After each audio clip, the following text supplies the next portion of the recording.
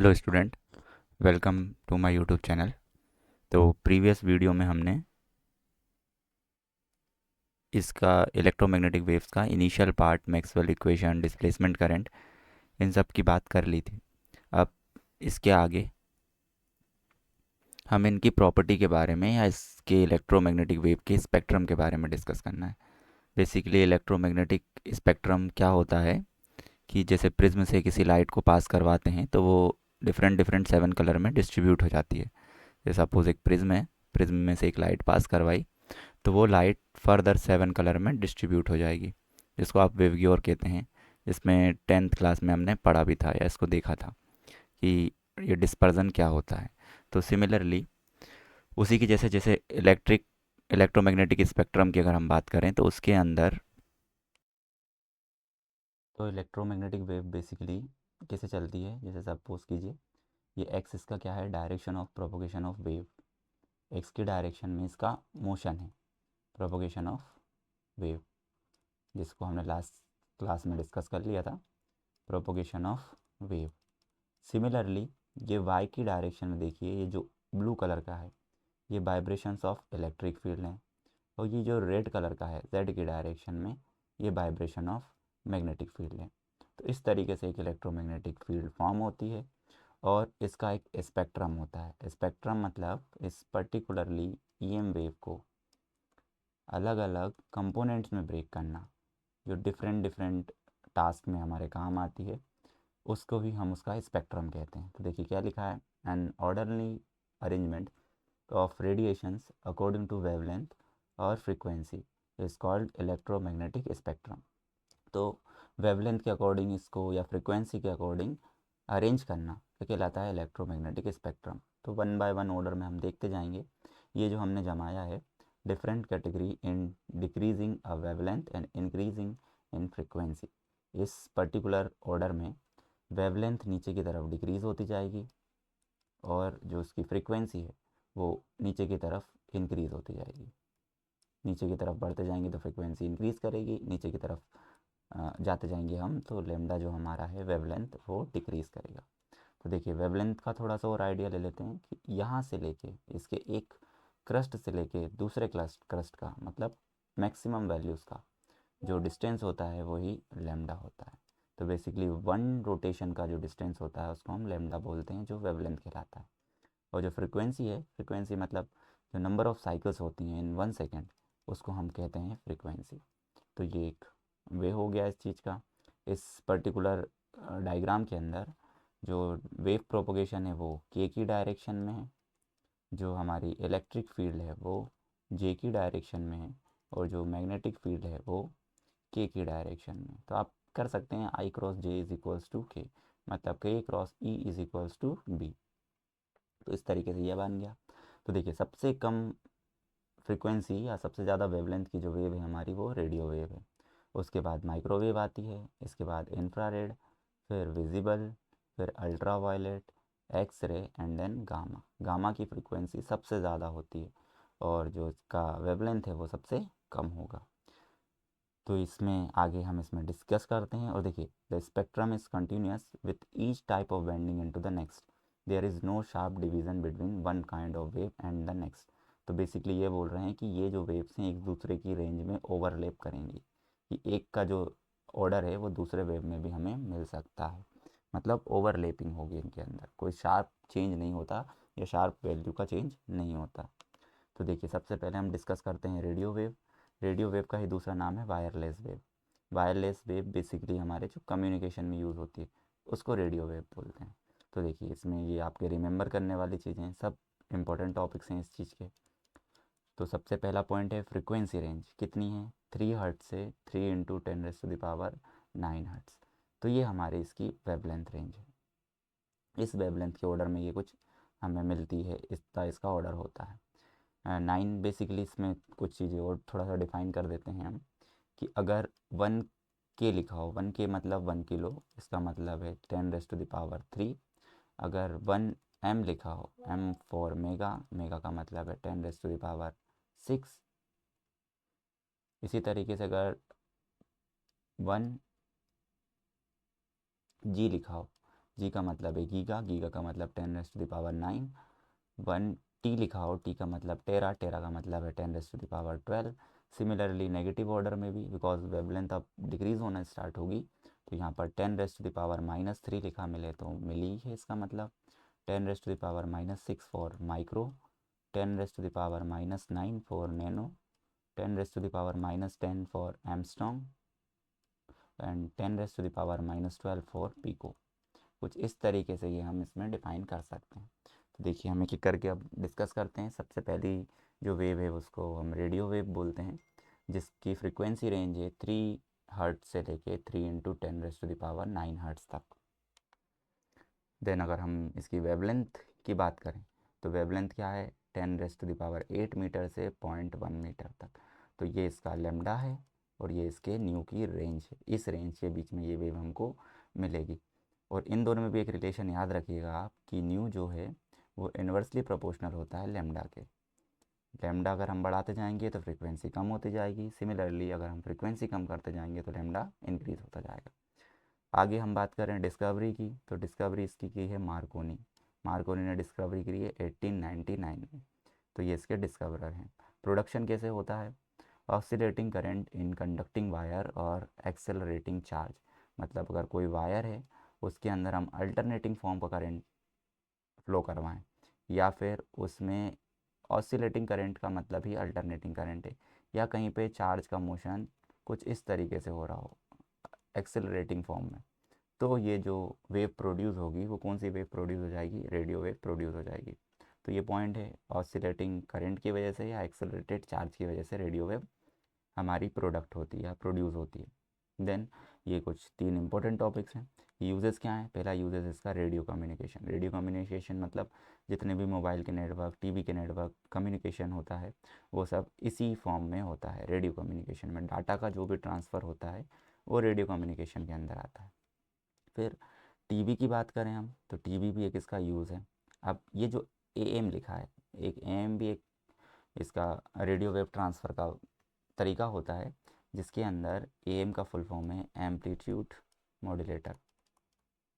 Amplitude modulator, amplitude modulator means जो amplitude को increase करने का काम करे, एम्पलीट्यूड मॉड्यूलेटर कहलाता है। कहाँ से कहाँ तक होती है वैल्यू, 530 हर्ट्ज से लेके 730 किलो हर्ट्ज तक। 530 किलो हर्ट्ज से लेके 730 किलो हर्ट्ज तक। दूसरा है टीवी। टीवी के अंदर कहाँ से कहाँ तक होती है, 54 मेगाहर्ट्ज से लेके 890 मेगाहर्ट्ज तक। तो टेलीविज़न में जो ब्रॉडकास्ट आते हैं हमारे, उसके लिए जो फ्रिक्वेंसी रेंज है वो है 54 मेगाहर्ट्ज से लेके 890 मेगाहर्ट्ज तक। नेक्स्ट एफएम, जो हम एफएम सुनते हैं, वो एफएम की रेंज होती है 88 मेगाहर्ट्ज से 108 मेगाहर्ट्ज तक। रेडियो चैनल्स चलते हैं डिफरेंट फ्रिक्वेंसीज़ पर। एंड इसका अनदर यूज़ क्या है, देखिए, used in radio astronomy to study star and galaxies. Galaxies की इंफॉर्मेशन लेने में, इमेज का डाटा के फॉर्म में चेंज करने में इसका यूज़ होता है। अब देखिए एक और चीज़ इसमें लिखी है नेक्स्ट पॉइंट में कि ये लो एनर्जी वाली वेव है और नॉन आयनाइजिंग रेडिएशन है। मतलब ये किसी भी मटेरियल में से किसी इलेक्ट्रॉन को आयनाइज नहीं कर सकती। इसका मतलब ये हुआ non ionisation radiation. Low energy का मतलब इसकी एनर्जी कम होगी बिकॉज फ्रीक्वेंसी इसकी कम है। किसी भी वेव की एनर्जी को निकाला जाता है h टाइम्स न्यू से, where h is Planck's constant, जिसकी वैल्यू होती है 6.63 इंटू 10⁻⁻34 जूल सेकेंड। तो ये हमारे h की वैल्यू है और न्यू यहाँ पर है प्लांक्स कांस्टेंट। तो प्लांक्स कांस्टेंट वो h हमारा प्लांक्स कांस्टेंट हुआ और न्यू है यहाँ पर फ्रीक्वेंसी। तो जिसकी फ्रीक्वेंसी जितनी कम उसकी एनर्जी उतनी ही कम, और ये हमारी ज़्यादा डिफ्लेक्ट हो सकती है। डिफ्लेक्ट मतलब कि अपने पाथ को चेंज कर सकती है, पाथ ऑफ चेंज ज़्यादा होता है क्योंकि लेमडा इसका क्या है हायर, और लार्ज डिस्टेंस ट्रेवल करने के काम में आती है। लार्ज डिस्टेंस ट्रेवल करती हैं ये, इसलिए कम्युनिकेशन में इनका हम यूज़ करते हैं। तो ये फर्स्ट टाइप की रेडियो वेव की बात हुई। नेक्स्ट सेकंड वन है माइक्रोवेव। बेसिकली जो माइक्रोवेव ओवन से हमारी वेव निकलती है वो होती है माइक्रोवेव। अब इसकी रेंज कितनी है, देखिए यहाँ पर ये जो एरो बना है ये इसको डिफाइन कर रहा है कि इसकी रेंज है 10⁻⁹ से लेके 10⁻11 हर्ट्ज तक। अगर आपको इसको चेंज करने के लिए आ जाए तो ये 10⁹ फॉर गीगाहर्ट्ज़ लिखा जाएगा। कभी मान लीजिए दे दिया गया तो 10⁹ गीगाहर्ट्ज़ है, और यहाँ 11 है तो 2 पावर एक्स्ट्रा है तो 100 इंटू गीगाहर्ट्ज़, कुछ इस तरीके से डिफाइन होगी। और 3 भी लगा है तो ये बेसिकली 3 इंटू 10⁹ मतलब 3 गीगाहर्ट्ज़, और ये इसके आगे भी 3 लगा मतलब 300 गीगाहर्ट्ज़ तक की इसकी रेंज होती है। अगर हम इसकी वेवलेंथ रेंज की बात करें तो 0.1 मीटर से 1 मिलीमीटर, मिली का मतलब मैं अभी डिफाइन कर चुका हूँ थोड़ी देर पहले कि 0.1 मीटर टू 1 मिली, मिली का मतलब 10⁻³ मीटर, किस ऑर्डर की इसकी वेवलेंथ होती है। डिस्कवरर कौन है इसके, तो इसके डिस्कवरर हैं हेनरिक हर्ट्ज़, जिसने हमारे एक्सपेरिमेंटल स्टडी करी थी EM वेव पे, तो यही इसके डिस्कवरर हैं। देन प्रोडक्शन कैसे होता है, तो प्रोडक्शन होता है क्लिस्ट्रॉन और मैग्नेट्रॉन की वजह से। ये दो क्रिस्टल्स हैं, क्रिस्टल्स में अगर हम उसे कुछ एनर्जी प्रोवाइड करें तो वो अपने अंदर से माइक्रोवेव को जनरेट करना स्टार्ट कर देता है। तो ये दो तरीके के इसके जनरेशन हुए या प्रोडक्शन हुए। तीसरा यूजेस क्या है इसका, कि रडार में यूज़ होता है। रडार मतलब एयरक्राफ्ट्स में, एरोप्लेन्स में जो सिग्नल का ट्रांसमिशन होता है वहाँ पर रडार यूज़ होता है, तो रडार में यूज़ होता है। दूसरा माइक्रोवेव ओवन में यूज़ होता है। तीसरा सैटेलाइट कम्युनिकेशन और एंड डिटेक्शन ऑफ क्रिस्टल, मतलब किसी क्रिस्टल को डिटेक्ट करना कि वो कौन सा क्रिस्टल है, वहाँ क्रिस्टल है या नहीं है। क्रिस्टल को डिटेक्ट करने के लिए हमारी माइक्रोवेव यूज़ होती हैं। सैटेलाइट कम्युनिकेशन में माइक्रोवेव यूज़ होती हैं। तो ये इसके दो डिफरेंट यूजेस हुए। कॉज, कारण क्या है, cause water molecule to vibrate producing heat. अगर हम किसी वाटर मॉलिक्यूल के अंदर इस माइक्रोवेव वाली वेव को फ्लो करवाएं तो वो वाटर मॉलिक्यूल इस एनर्जी को गेन करके काइनेटिक एनर्जी गेन कर लेते हैं। काइनेटिक एनर्जी की वजह से वो वाइब्रेशन स्टार्ट कर देते हैं, जिसकी वजह से वहाँ से हीट प्रोड्यूस होती है। तो ये हमारे माइक्रोवेव की बात हुई। और कहाँ यूज़ होता है, used in Doppler radar for weather forecasting. Weather forecasting, मौसम की जानकारी बताने के लिए, वेदर फोरकास्टिंग मीनिंग क्या है, मौसम की जानकारी बताने के लिए इसका यूज़ होता है डॉपलर रेडार में। Shorter wavelet do not gate deflected, अब ये डिफ्रेक्ट नहीं होती है, डिफ्रेक्ट मतलब अपने पाथ को चेंज नहीं करती है। तो ये हमारा दूसरा टाइप हुआ वेव्स का। थर्ड थर्ड देखिए इंफ्रारेड। इंफ्रारेड का ही दूसरा नाम क्या है, थर्मल और हीट वेव। इंफ्रारेड को ही हम थर्मल और हीट वेव बोलते हैं। इसकी फ्रीक्वेंसी रेंज कितनी है, देखिए 3 × 10⁻11, ये जो लिखा है 10⁻11 लिखा हुआ है। हर्ट्ज से लेके कहाँ तक दिए, 4 × 10⁻14 हर्ट्ज तक। तो ये इसकी फ्रीक्वेंसी रेंज हुई। अब फ्रीक्वेंसी बढ़ रही है तो वेवलेंथ और डिक्रीज़ होना चाहिए। तो देखिए ये कहाँ से कहाँ तक है, 1 mm to 700 nm। nm means क्या है, n का मतलब बता चुका हूँ, 10⁻⁻⁹ तो ये उसका हमारा वेवलेंथ रेंज है। डिस्कवरी की बात करें तो इसके डिस्कवरर हैं विलियम हर्शल, 1800 में डिस्कवरी करी थी। कैसे प्रोड्यूस होती है, ड्यू टू हीटेड ऑब्जेक्ट। अगर कोई भी बॉडी या कोई भी ऑब्जेक्ट हीट हो रही है, हीट मतलब हम उसे टेम्परेचर इंक्रीज़ कर रहे हैं उसका, तो टेम्परेचर जब इंक्रीज़ करेंगे तो जो अपने अंदर से वेव निकालती है वो कौन सी वेव होती है, इंफ्रारेड वेव। अगला यूज़ क्या है, यूज़ इसमें थर्मल इमेजिंग। थर्मल इमेजिंग का मतलब होता है जो नाइट विज़न कैमराज होते हैं। Night vision camera basically thermal radiation को कैच करने का काम करते हैं। वो कोई पिक्चर नहीं होती, वो थर्मल रेडिएशन की पिक्चर होती है, तो इसीलिए इसको कहा जाता है थर्मल इमेजिंग। नाइट विज़न, देखिए वही नाइट विज़न की बात करी। रिमोट कंट्रोल, दूसरा जो हमारा रिमोट होता है, टीवी का हो, कुछ का भी रिमोट हो, तो उसके आगे देखा होगा आपने एक बल्ब लगा होता है। ये बल्ब जो रेज निकालता है या वेव निकालता है इसको हम इंफ्रारेड बोलते हैं। हमारी नॉर्मल आइज़ इस वेव को कैच करने के कैपेबल नहीं है, पर ये कैमरे में थोड़ी थोड़ी दिखाई देती है। तो इंफ्रारेड बेसिकली जो है वो रिमोट के कंट्रोलर में यूज़ होती है। देखिए इसका नाम अपन ने ये डिस्कस कर ही लिया है, also known as heat radiation. तो हीट रेडिएशन इसको हम बोलते हैं। कहाँ यूज़ होती है, used in optical fibre for communication. Optical fibre के थ्रू हम इसका कम्युनिकेशन का काम करते हैं। This ray are also use in photography in dark. अंधेरे में पिक्चर क्लिक करने का काम भी हम इस रेडिएशन के थ्रू करते हैं, क्योंकि ये फोटोग्राफी के इफेक्ट को इम्पैक्ट नहीं करती, इसको कोई प्रभाव नहीं डालती उसके ऊपर। This ray are use to produce green house. Green house के अंदर भी जो वेव होती है या रे होती है वो क्या होती है, इंफ्रारेड। जो हमारे ठंडे इलाके होते हैं, कोल्ड प्लेसेस होती हैं, कोल्ड कंट्रीज़ होती हैं, वहाँ पर इसी तरीके से कोई भी प्लांटेशन उगाया जाता है ग्रीन हाउस इफेक्ट करके, तो उसे कहा जाता है हमारे ग्रीन हाउस इफेक्ट में जो गैस यूज़ होती है, वो वेव यूज़ होती है, वो इंफ्रारेड ही होती है। Next, in the remote control of TV VCR contain small infrared transmitter. तो जो बहुत स्मॉल अमाउंट में इंफ्रारेड निकाले उस ट्रांसमीटर को यूज़ करते हैं हम रिमोट के बल्ब के फॉर्म में। तो ये थर्ड हमारी एक वेव हुई। याद रखने वाली चीज़ ये फ्रीक्वेंसी रेंज, हमारे वेवलेंथ ऑर्डर, साइंटिस्ट और क्या इनके यूजेस हैं।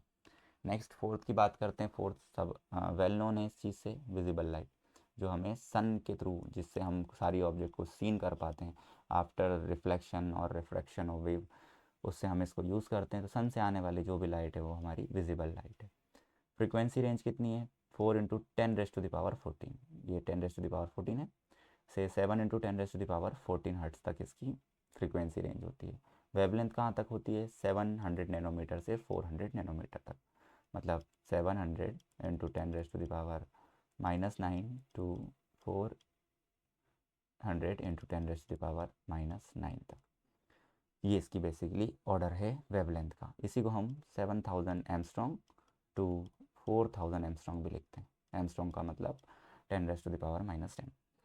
डिस्कवरर सबसे पहले आइजैक न्यूटन ने इनके बारे में बताया था, इनके नाम पे इसकी स्टडी है। स्टडी दिस स्पेक्ट्रम 1666 में। कैसे प्रोड्यूस होती है? ड्यू टू सनलाइट और इलेक्ट्रिक लैंप्स। जो भी इलेक्ट्रिक लैंप्स हैं वो हमारे विजिबल लाइट को प्रोड्यूस करते हैं। यूजेस क्या है? देखने काम में आती है, विज़न मतलब देखना।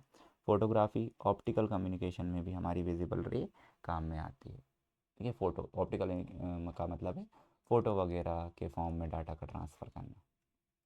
One part of the spectrum visible to human eyes. इसमें केवल एक ही पार्ट ऐसा है जो हमें दिखाई देता है। Divided into 7 colours. कितने कलर्स में डिवाइड होता है? 7 कलर, जिसको हम बोलते हैं विबग्योर। विबग्योर में भी खास बात याद रखने वाली ये है, जो वॉयलेट है उसकी फ्रीक्वेंसी सबसे ज़्यादा होगी, और जो रेड है उसकी वेवलेंथ सबसे ज़्यादा होगी। तो ये ऑर्डर आप याद रखिएगा। तो ये जो साइड में ये डाटा बना है, ये डाटा इसी के लिए है कि आप इसको देख सकें कि वॉयलेट की रेंज है 4000 से 4600 एमस्ट्रॉन्ग। सिमिलरली इंडिगो की 4600 से 4650, 4650 से 5000 ब्लू के लिए, 5000 से 5780 ग्रीन के लिए, 5780 से 5920 येलो के लिए, फिर 5920 से 6200 ऑरेंज के लिए, और देन रेड के लिए। ये सारे कलर एक दूसरे के लिए ओवरलैप करते हैं। इसका जो विजिबल लाइट का स्पेक्ट्रम है वो यही होता है, मतलब फर्दर डिवाइडेड इनटू 7 कलर्स। तो ये विजिबल लाइट की बात हो गई। नेक्स्ट है हमारी यूवी रे, जिसको हम अल्ट्रा वायलेट रे भी बोलते हैं। इसका भी मेन सोर्स कौन है? सन। प्रोड्यूस होती है कैसे? सन से। तो देखिए फ्रीक्वेंसी रेंज क्या, 7 × 10⁻14 से 3 × 10⁻16 हर्ट्स। तो ये इंक्रीज़ हो चुकी है 400 नैनोमीटर से 10 नैनोमीटर तक। इतना इसका हमारा रेंज है, वेवलेंथ वाला रेंज। नैनोमीटर का मतलब अगेन वही 400 × 10⁻9 टू 10 × 10⁻⁻9। तो ये इसका वेवलेंथ रेंज है। डिस्कवरर कौन थे? विलेम रिटर, ये इसके डिस्कवरर थे। 1801 में डिस्कवरी करी। प्रोडक्शन क्या है? Discharge tube. जो भी कोई हमारी इक्विपमेंट है उसके अंदर कोई चार्ज नहीं है, तो वो डिस्चार्ज ट्यूब किस रेडिएशन को प्रोड्यूस करेगी? यूवी रे को। Sun, mercury lamps, fluorescence, ionise gas. Ionise gas मतलब गैस के अलग अलग पार्टिकल कर दो, उनको आयनाइज कर दीजिए, तो वो कौन सी प्रोड्यूस करेगी? हमारी यूवी रे को प्रोड्यूस करेगी। यूजेस क्या हैं? Sterilisation, forensic analysis. Forensic analysis मतलब किसी भी बॉडी का या किसी भी चीज़ में इस वेव के प्रोडक्शन को देखना, तो फोरेंसिक एनालिसिस में काम आती है। मेडिकल यूजेस में काम आती है। जर्म किलर में काम आती है। ऑर्गेनिज्म, देखिए लिखा ना, किलिंग माइक्रो ऑर्गेनिज्म, इसमें भी ये हमारी काम में आती है। और हानिकारक क्या है, क्या इम्पैक्ट डालती है बॉडी के ऊपर? अगर हम डायरेक्ट इम्पैक्ट पे आ जाएं इसके, तो excess exposure can cause skin damage.